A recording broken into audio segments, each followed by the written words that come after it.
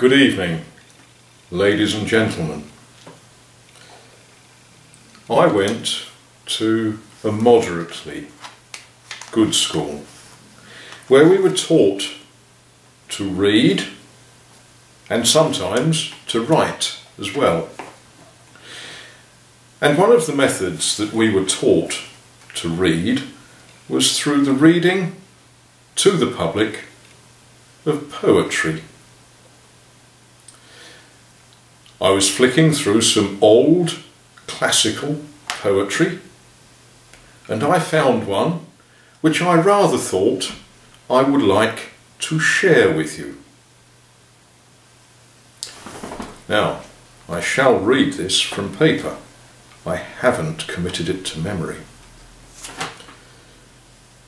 An old cowpoke went riding out one dark and windy day. Upon a ridge he rested as he went along his way, when all at once a mighty herd of red-eyed cows he saw, a-ploughing through the ragged skies and up a cloudy draw. Yippee-yi-yay,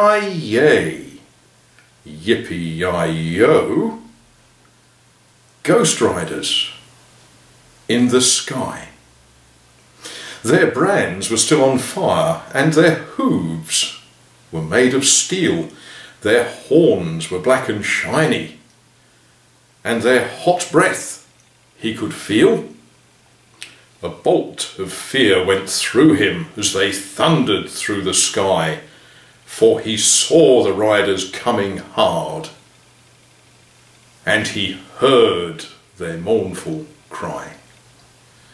Their faces gaunt, their eyes were blurred, their shirts all soaked with sweat.